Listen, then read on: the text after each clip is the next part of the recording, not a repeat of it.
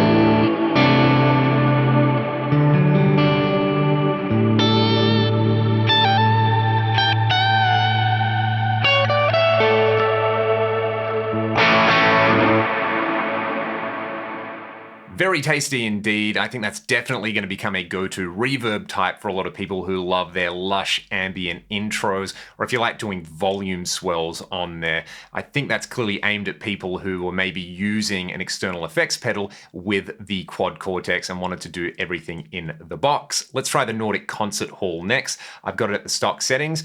I like this one for a more subtle reverb, and I think if I was going to be using it for clean or crunch tones, I would probably bring the decay and the mix down slightly as essentially just a very subtle way to give the tone some space, but we'll try crank it up for some bigger reverbs as well.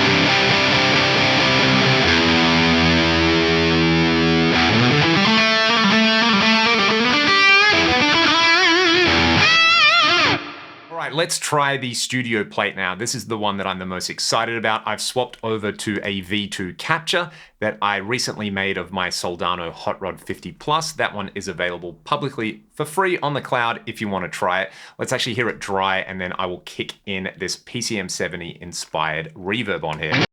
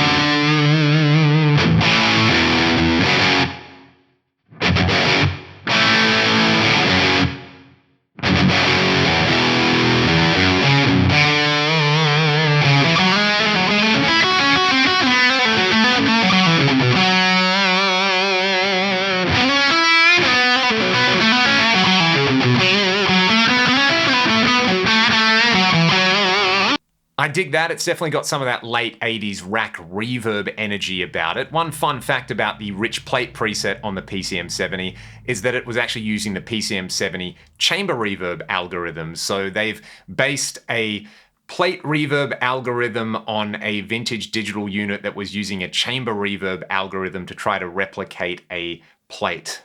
Sometimes if you think about these two things too much, it drives you absolutely crazy. I'd love to hear your thoughts on these new reverbs along with the announcement of the Quad Cortex Mini. I'd love to get one in here to do a demo with it before too long as well. So keep your eyes peeled, and I'll play you all out with these settings on this new studio plate. I've got the mix at 15%, decay at 1.5 seconds, a small amount of pre-delay. I haven't really touched anything else on there. This is probably going to become my go-to sort of always on plate style reverb for dirty guitars, and I've swapped over to a capture that I made, another V2 capture of the Headfirst Alta P1 preamp on the modern mode.